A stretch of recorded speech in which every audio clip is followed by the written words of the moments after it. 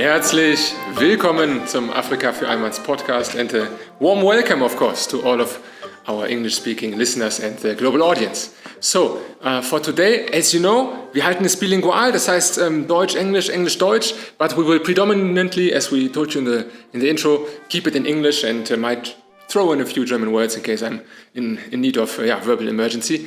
And so Chandre, maybe for today's episode, what is our plan here? Well, quite exciting episode. Today we have Ms. Rakkel Andreas. I hope I pronounced that correctly. Excellent. She is a political scientist by training, a prolific researcher here in Namibia, and has done a bunch of other things. Rakkel, welcome to the podcast, and please tell us a bit more about yourself. What do you do? Thank you for having me. It's wonderful to be sandwiched between the two of you, of course. What I do is I'm a research and communications consultant. Predominantly, I research on political communications, public policy, and I'm also a mother and a wife to one husband. Yeah. Okay. Very nice. So today's topic, we're trying to maybe get involved a bit with political science and maybe the political culture, because from what I understand, you also had some experience with the comparison between both the German and the Namibian system. Maybe can you just tell us a bit about those interchanges that you have been able to analyze? All right, so I grew up in an area where I had access to German-speaking Namibians, and I've always been fascinated with this phenomenon. And so I think at some point in high school, I decided that I need to get to Germany. And so my postgrad studies actually took me to Germany, where I did master's degrees, 2 of them. But then both of them I engaged German-Namibian relations, first from a German perspective and as well as from a Namibian perspective. And so, of course, if you have to research on German-Namibian relations, the obvious point of discussion will be the genocide issue, that sort of unresolved issue between the two countries. So I did a case study on the genocide issue for both my studies, and ever since then I've always just really taken the opportunity to run to whoever wants to listen to me or wants to talk to me about the genocide issue in the context of German-Namibian. So that was like your entrance into this like bilateral kind of relationship Pretty much, in there. through school, yeah. Because that's, I think, a very important question, Chandra. We also get it asked often because we have this very heavy political friendship. We often debate and stuff, and maybe just also for you to get you in there a bit. What was your form of politicalization in a sense? Like, how did that happen? Because I think kids nowadays, it's not really like expected to be something exciting or so, and even I assume in both countries of ours. Well, I think politics can be very exciting once you get into it and with the different dynamics that takes place through it. But I think for me as a young person, I've always been involved in civic education. I think civic education was the entry point for me. I come from Lutherans, as you know, and you've been there.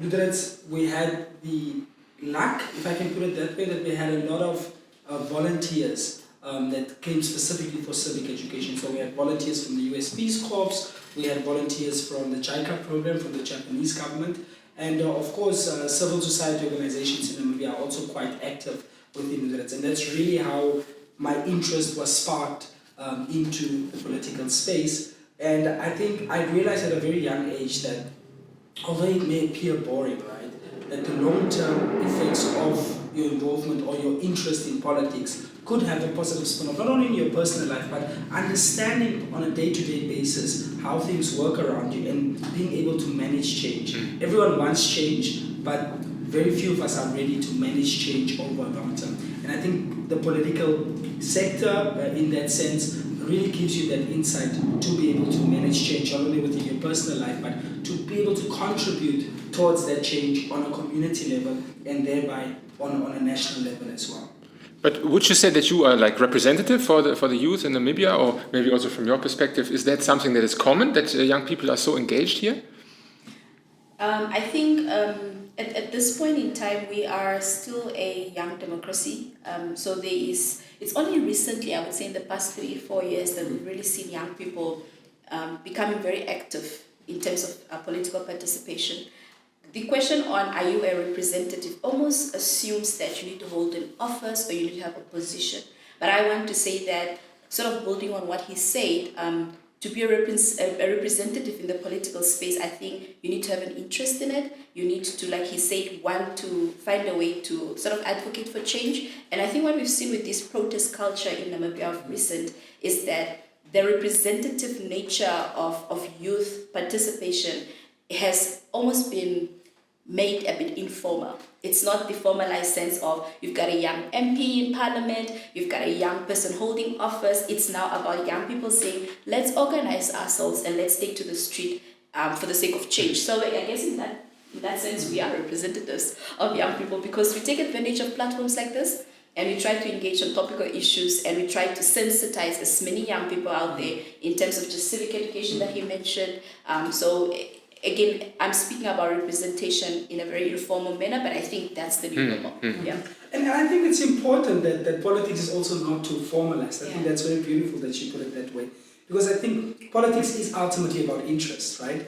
And any citizen in this country has a particular set of interests, whether that's service delivery for them, access to education, access to healthcare, or whichever other rights are guaranteed under the banner of our constitution. And it always sounds very abstract when people talk about these documents like the Constitution and so on. But these protests that you mentioned were really led by young people who felt directly affected. But it was not political, it was first some other issue that then made it political, right? Or was that literally like a political movement? Because it's both. It has to be both. There is no way that we can only say it was a social issue. Social issues intrinsically are political at the end of the day, because if we're talking about an example we can use is they went to the streets and there were demands, for example, for the Minister of Gender Equality to resign, for example. One could say that's a social demonstration, but it's the minister we're talking about. In that sense, it makes it political. Whichever protest you have, whichever demonstration you have to ask yourself, number one, what is the end goal? The end goal has always been to get government to listen. So in that way, it's definitely political. Yeah.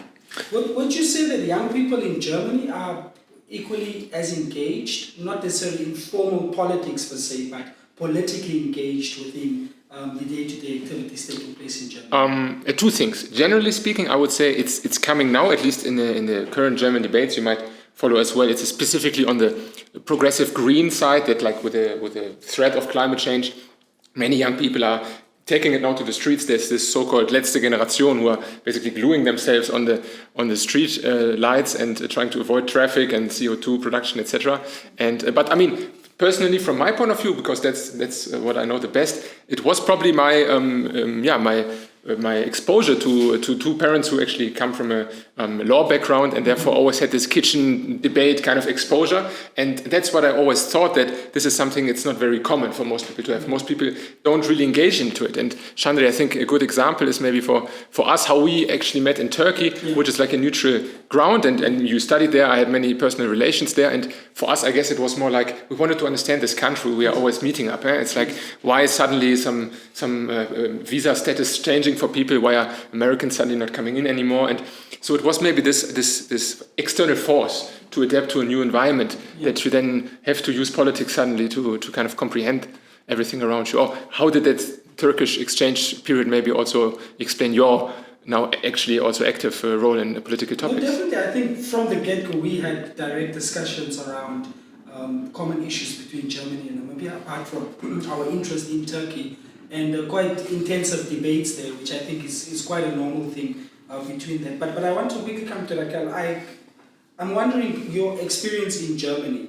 How would you evaluate the political culture in comparison between what you've experienced in Germany, regardless of how limited it was, as opposed to the political culture in Namibia?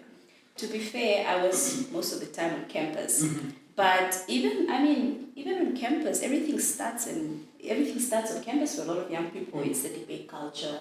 Or maybe it's also because I was at postgrad level and not at bachelor's, where I was in each and every club in society that the university had to offer. But it was dead. I'm talking about going to the Mensa and sitting with, German students. And, usually in our culture, when you sit around food, the conversation flows, the debates get heated, and true colors start shining, right? And you're sitting there, you're trying to drag the engagement out of somebody, and they're like, I need to finish my lunch because I need to go back to the library. I hear what you're saying, but the government is dealing with it. Yeah. That's pretty much the stance, right? That's the attitude. So I want to say dead, but dead in a physical form. Yeah. Like you will not see the action of that political consciousness, but then find yourself in a seminar. Yeah. And the beauty about platforms like seminars is that it attracts sort of the Freddies of Germany. Yeah. It attracts them, and then you get to engage with them, and then you realize that this is just another young person who's equally curious, equally interested, and they have genuine questions that even their own government is willing to answer. Yeah. So I found that a little bit of a disconnect, but at the same time it was also such a relief to know that this is the future of Germany. And in closed rooms, they're interested. Yeah. So then the question that I personally had was, how do we get this interest out into the public sphere? Yeah. How do we get them to really openly and confidently address this issue of the genocide specifically in terms of German-Namibian relations? And we can see that in the past 2-3 years, especially with the developments of the genocide negotiations getting a lot of a lot of attention in the media, we see that more and more young voices are starting to speak up. They're starting to question. They're starting to engage. So that was very comforting to see. Right? And this was even before now the 2021 agreements and everything. So this was still in the process of the trials and everything when you were there. Okay, but Frederick, would you say that I think the relationship has always been sort of top down, right?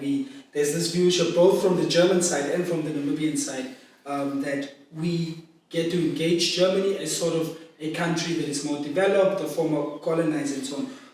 Based on your experience and based on our exchange, really, right, and our experiences, would you say that there are lessons that Germans could learn in terms of Namibian political culture, this expressiveness that we have, and all the other forms of participation that Namibians have? Would you say that there are particular lessons that we could teach Germany instead of the other way around? Sure. I mean, you mentioned it's a very young democracy, and I think this gives also the feeling of change, which is much stronger. And I would just point to the demographics in your country. I mean, you have every year probably high percentages of people coming into age of vote and who are new to the stage. And I fear in Germany we have the lack of a very strong demographic participation of the so-called baby boomers, which were after the Second World War also a very large bulk of the population. And they're all going to retirement.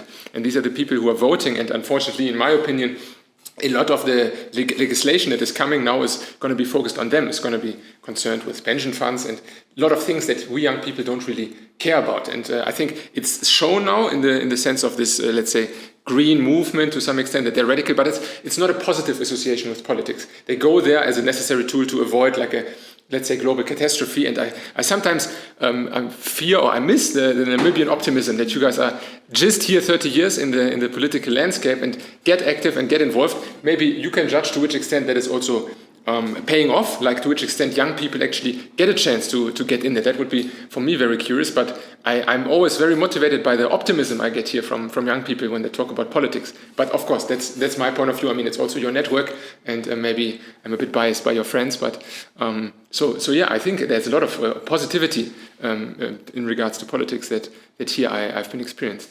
Yeah. Rakkel, you visited Germany recently, just a few months ago.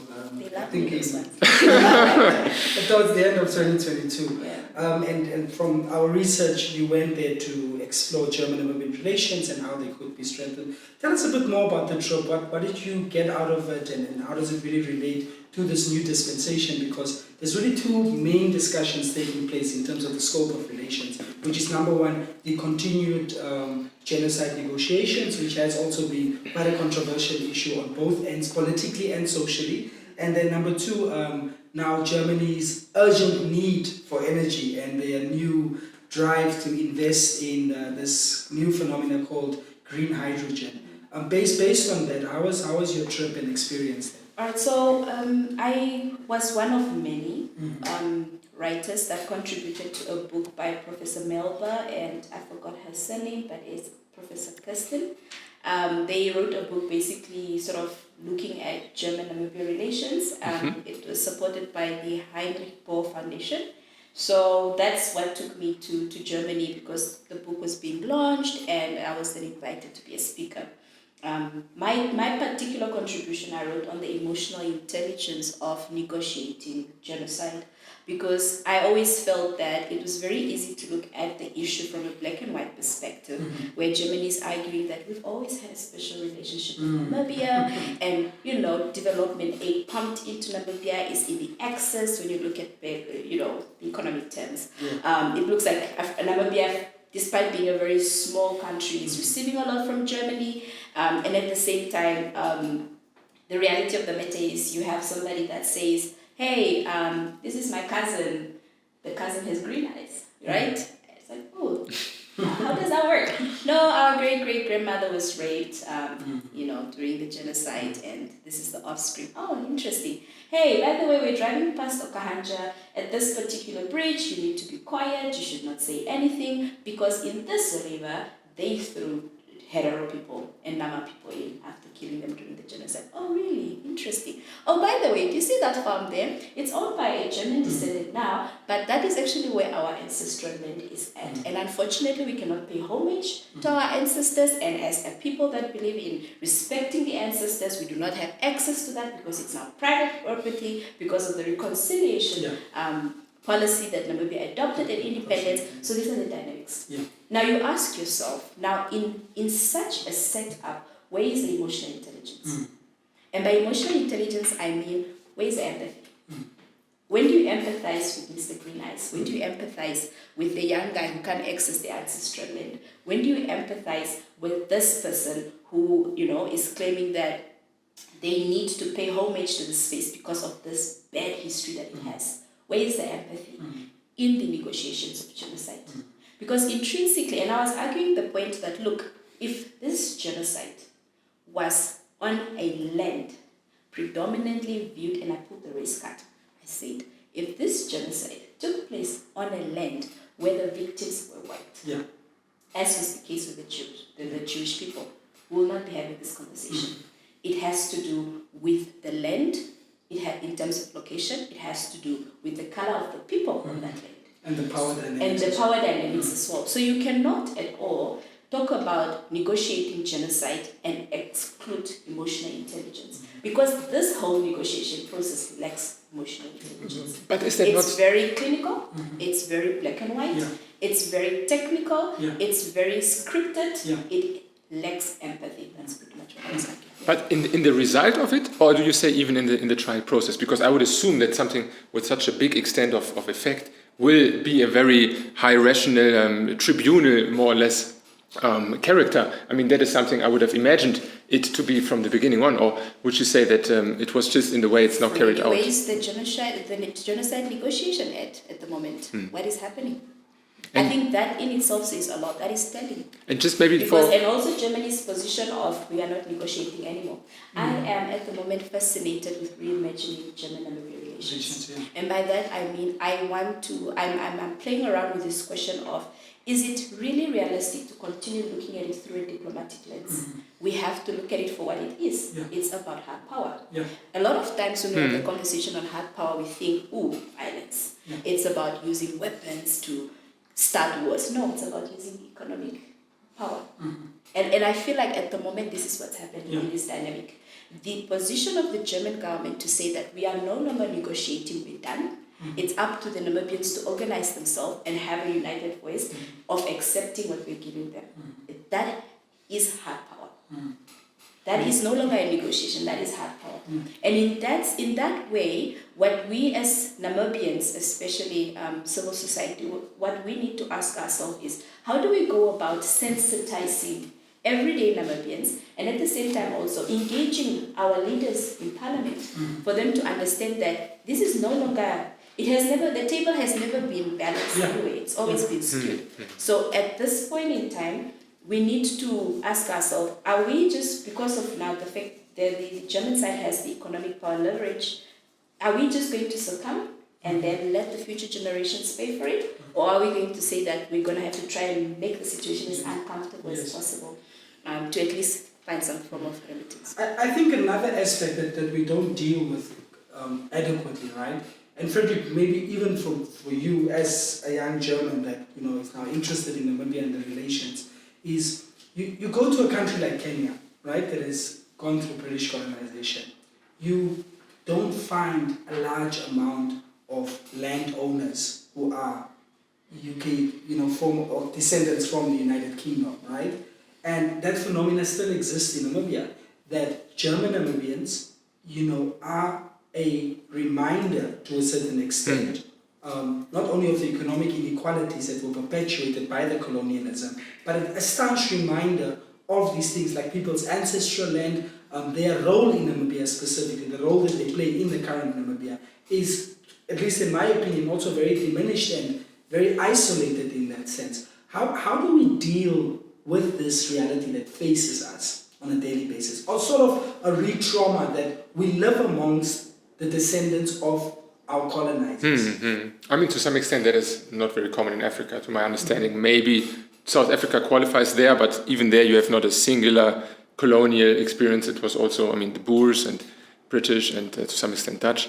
I would say maybe Algeria with their French history as being actually part of the French country and not just a colony, and a lot of repatriation in the struggle for independence. But that's why I find it also very unique actually in this case, because in Germany at least, that's my understanding.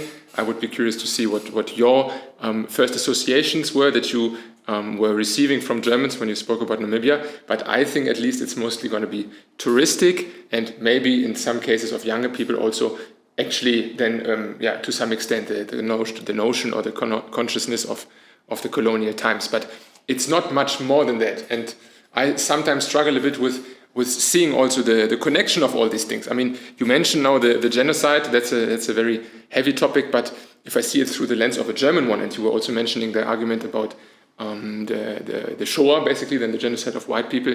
I mean, this also gives a chance to comprehend maybe some of these developments, because it was technically 40 years earlier than that, and those were developments that I think in some extent have some relation to each other and can help maybe also in explaining one of the other. And that is something in the bigger debate that I miss often. It is often very focused on renegotiating deals or doing Shivambo are in charge of the government. They are getting the money. Where the oppressed people of Nama and Herero living? Can you give them money directly? Is it just going to be to some just unempowered areas? I mean, it's very, very technical for me from an outside view, but I would wish that we distance us a bit from this very economic perspective and maybe try also to comprehend more about how these things have played in. As a young German, right, how do you rationalize, and she mentioned it very well right now, that these negotiations are taking place on such an imbalanced power scale, right, where the victims almost need to beg for you to just negotiate and to acknowledge that it was a genocide, and that because it was a genocide, you have the moral and international law responsibility to pay reparations. How do you deal with that duality in the fact that we all know that it happened, but it's almost as if Namibia has to beg to say, guys, can we close this chapter, but close it on the right way? But from my understanding, that's a shift of proof of burden. I would like to elaborate maybe after the pause. But the discussions are also within the existing sum, right? I mean, it's not like only the sum is the thing that is going to prevent now discussions or not. You are debating within that given sum already how to distribute it. So I think you guys make it a bit easy of saying it's only the Germans who have to accept yes or no. It's also you guys that have to figure out how to effectively use that thing. And I knowing at least the history of the young Republic of South Africa, it's not said that a policy might directly improve wage or country inequality or wealth inequality. And I think there it's probably a lot to improve on both sides, but I would distance myself from a one-sided burden that I'm trying to get from you here. But maybe let's dive into that a bit deeper after the pause. I think for the moment a little break might not hurt. And thank you, Antina, for participating. Mit uns bist du on air. Pool Podcast Agency. Deine Stimme in der Welt. Willkommen zurück.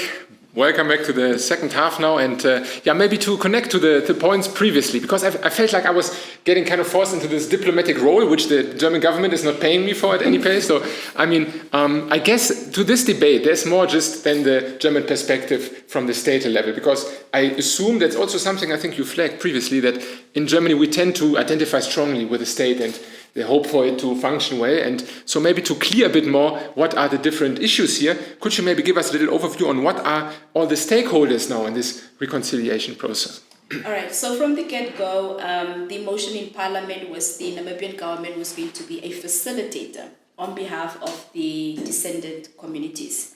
However, when the negotiations continue, we started to see that the Namibian government took on a role of negotiator, which upset a lot of people, whether it was the descendants themselves or it was members of parliament. In fact, members of parliament, opposition members of parliament, and some ruling party members of parliament were very vocal on how they really felt that the Namibian government's position should just have been that of a facilitator. Now, because of that disconnect, what we saw is that the agreement as it was presented was rejected. In the Namibian parliament, it was rejected by civil society. People just felt it was not representative of the actual communities that it's supposed to benefit. So because of that dynamic, it's very easy for you to sort of parrot what your government is doing because you trust the state. But then from our side, we bring in the emotions of society, the emotions of some of our members of parliament, because from our side, the agreement is not being accepted, particularly on the point of remuneration. The reparation component of it is missing. The development aid that is being anticipated as sufficient is really being looked at as an insult. But one thing that we can agree on is the fact that we have made a lot of progress.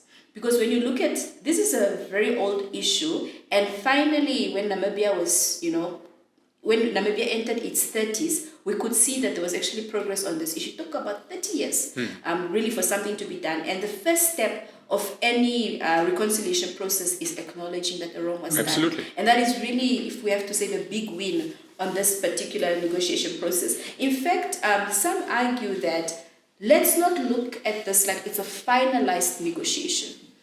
A negotiation should be able to meet all the points that both parties set out to achieve. We have only accomplished point 1 of 3. So now it's been acknowledged. So what are some of the sub-activities that we should go into to met out this acknowledgement? It's this whole PR campaign. You need to put on a show in Germany, put on a show in Namibia, let the whole world know that, there's been an acknowledgement. Okay, now out of the acknowledgement, let's go back to the negotiation table and I'll talk about what does reconciliation really look like. And by that, we're talking about reparation issues. And that process, I guarantee you, is something that we need to be patient about. It's something that we need to actually give an opportunity. We need to give time and opportunity for that particular component to be threshed out. Because if you just lump it together, you are watering down what has been accomplished. So it's very important to relook the negotiations and say, look, it took us 30 years to just get to acknowledgement. Can we accord this even 5 years? But can we speak about this silent stakeholder, right? Which is the German community in Namibia.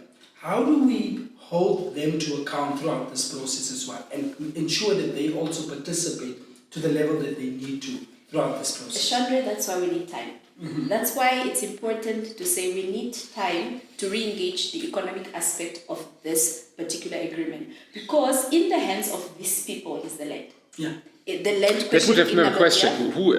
I wanted to ask stakeholders, but let's go actually back to the genocide. Maybe the stakeholders there are on the victim side, of course, Nama and Herero tribes, and I would have been curious to see who benefited then from that land that was to a large extent also lost. It's the current descendants of German-Namibians. Because what happened, the whole genocide was about getting these people forcefully off the land so that German settlers can get on. And they are on there, and now because of the policy of national reconciliation that we adopted, which basically said that at independence we said, according to our constitution, if you had land prior to independence, it's legally yours. If you want to acquire land in an independent Namibia, you have access to the facilities. As long as you can afford it, you have access. You can basically acquire land, because back then black people could not acquire land. So this policy of national reconciliation is this glue that I feel it's because of this policy that I feel we need to give the economic component of the negotiations time. Because if you want German-Namibians to come to the table, because they are comfortably sitting on these farms, if you want them to come to the table and reconcile with the local, with the victims of the descendant community, you need to give them the time to reconcile within themselves the reality of the fact that they are sitting on a cash cow that was meted out in a very unfortunately.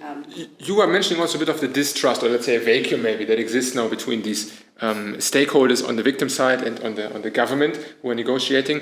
Does that maybe also come from the fact that they try to balance out those interests, that they have part of their population German descendants, part of the population also of the victims' descendants, or where do you see this vacuum coming from? What's the gap between those stakeholders? The gap has to do with public education, and the gap has to do with emotional intelligence, the empathy I spoke about. Because you don't feel like you personally did anything wrong, you don't feel the need to account for anything, it's almost like let the governments figure it out. But as far as I'm concerned, I didn't ask for this, it happened, but it's not my fault. And that's a very, it's a sad state of affairs, because you can also not argue and say that because in 1989, the German parliament passed this motion saying we have a special responsibility to Namibia, and on that basis you were giving development aid. Those are bananas and apples, fruits, yes, bananas and apples at the end of the day. So this vacuum, I feel, it's from a lack of remorse, and really also from a lack of awareness of the uniqueness of your role.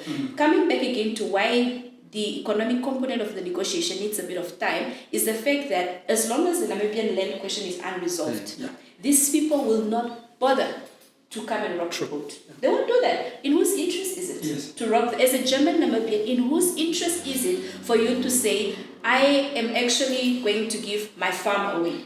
Because from a legal perspective, unless you're really generous, that's just cuckoos. Because as long as we have this law saying that you cannot forcibly take the land away from them, we need to find a way to say that whatever is going to come out from the economic component of this agreement must speak to the land question.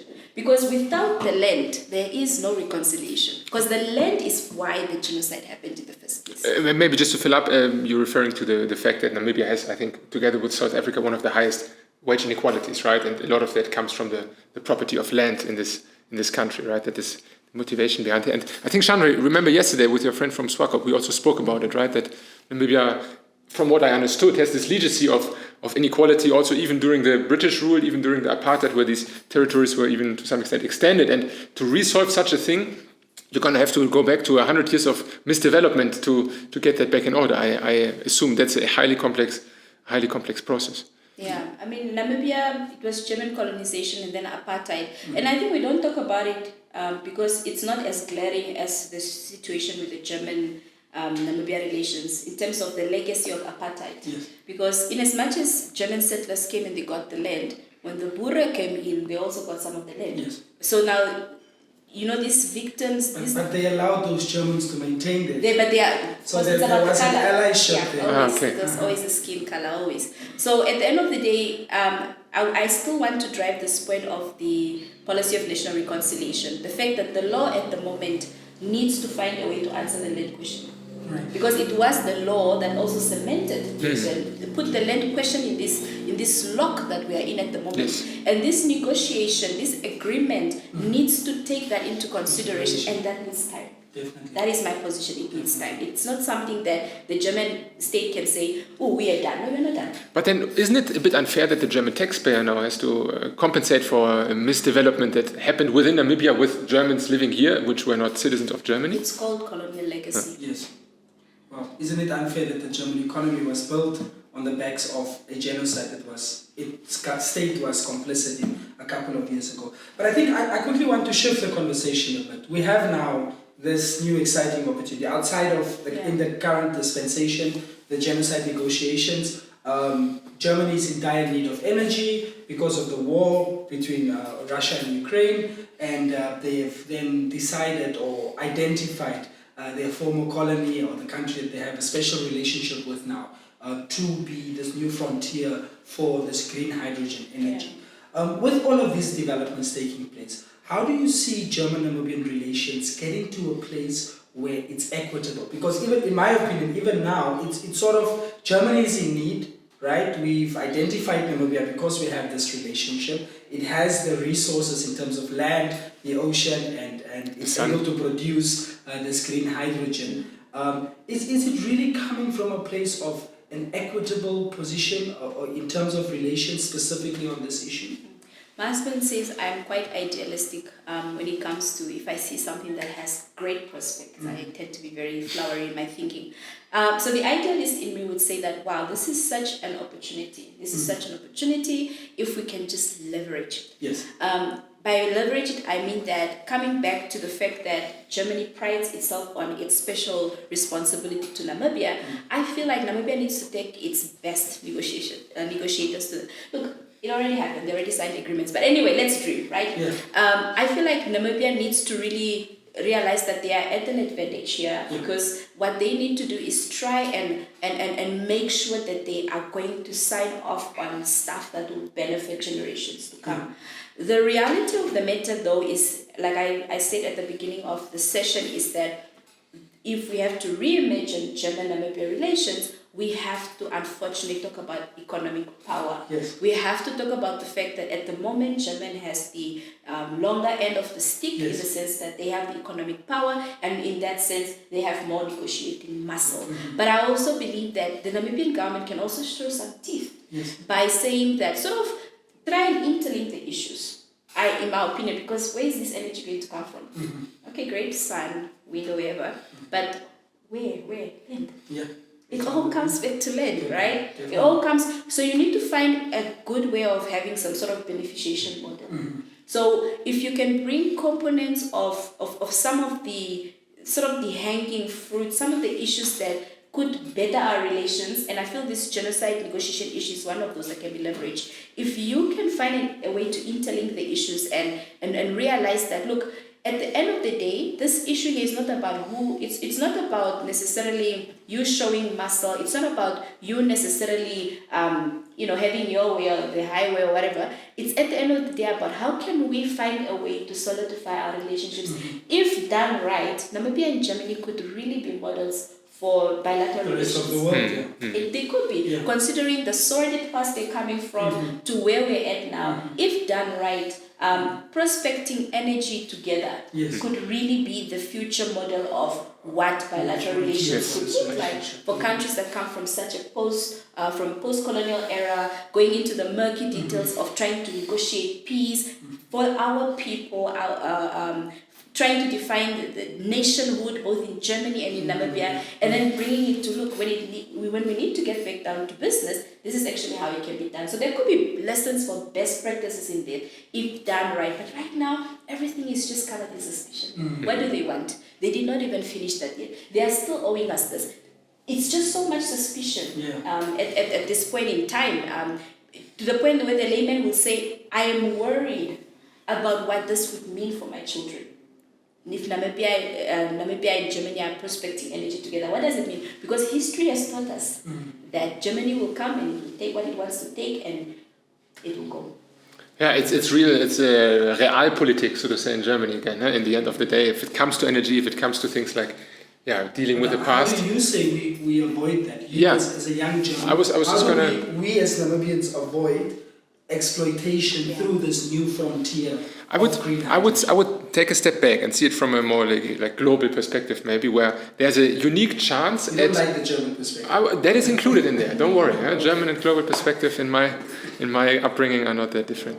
So the situation now between Germany and Namibia is maybe it could lead to a role model situation between colonially related, let's say, developed and emerging economies to some extent. And I think especially with all the challenges that there still are, I mean, one example, the abstinence of the Ukraine conflict, which is not only in Namibia the case, but also in many other African nations, I think, where the West, of course, is very advocative for supporting the Ukraine defense against Russia, and issues like energy, issues like dealing with colonial crimes. I think if we use this dynamic that there exists already, I mean, the youth, to some extent, at least from what I experienced in Namibia, is very sensitized to also the current issues with regards to Germany, being at the energy, being at the past. If we can use that also on the German side, that this kind of interest evolves, then once we solve out this kind of complex situation, it could be a role model for many other, let's say, post-colonial victim and actor relationships on a global stage. I just wonder if in the German youth there is already the sensitivity. So maybe coming back a bit to your personal experience on the campus, I'm sure you are a very outspoken and open person. You have gone into dialogue. Maybe out of your perspective, what was your perception of the German youth and how they were maybe also addressing these kind of issues together with Namibia? I think it comes back to the trusting the state point that I mentioned earlier. Young Germans trust the state. The minute you cast that vote and there's this alliance formed in parliament and then there's this coalitions and these guys are governing together, you trust them to do a good job. And I think it's intrinsically the German nature also. You really believe in the rule of law. You really believe in the processes of democracy. You believe in that. It works for you. At least from the outside perspective. So I would agree. On this particular issue, especially since a lot of attitudes are that, look, it's so far removed. Yeah. And in terms of memory culture, it's not as in their face as it is for us here in Namibia. Look, I'm not even a Nama. I'm not even a Shera. Yeah. I'm a Shwambo.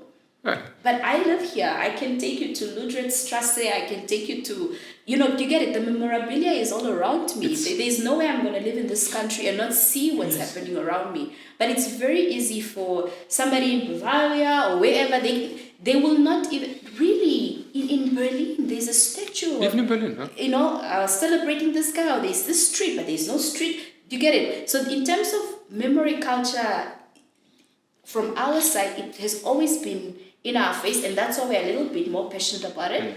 But then for the German youth, it's not in their face until you get to university, and now you are in these conversations with other students, and then you're like, it's not even in my curriculum. But on the plus side of things, people are trying to change that. I don't want to take away from some of the efforts of German civil society. Yeah. I know there are textbooks being written on the issue. I know there are, school camps being organized on the issue. I know there's a lot of things happening from civil society's perspective just to bring that public education forward.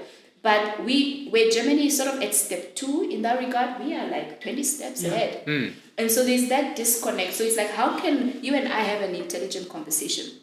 I will come at you with energy. I'll come at you with emotion because, hey, I'm going to walk out now and I'm going to see the realities in front of me. And you're coming at me with curiosity. You're coming at me with a desire to understand why is she so passionate about this issue.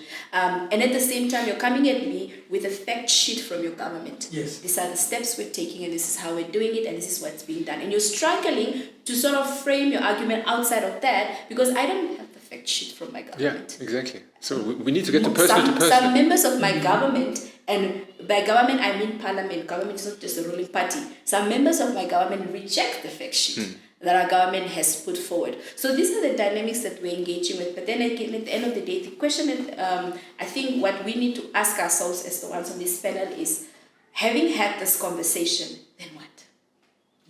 Yeah. What are the next steps? What do we do next? Yes. The podcast is going to go out. Let him who has ears hear. But then I think from a personal perspective, at least for me personally, I am also, in terms of reimagining German-Namibia relations, I need to now stop reimagining it from state level and actually do it at interpersonal level. That's a very nice message out of it. And that's the future I want to leave for my children. I have 3 amazing children. I want them to come and play with your children and not be frustrated that we still have these issues in terms of the bilateral relations of Germany and Namibia. Because I feel also distances, and that's also the message I think we want to break up a bit.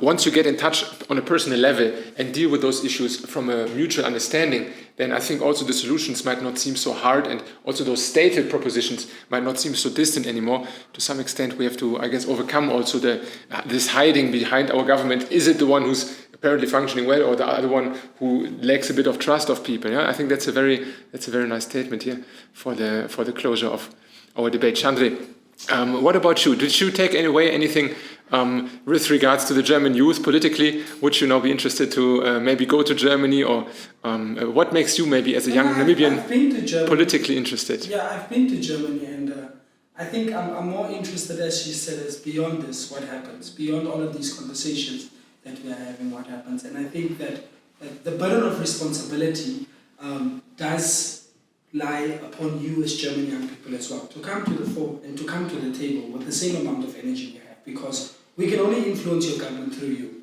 and we can only really get to a point where we can engage as equal partners if our generation understands our generational mandate.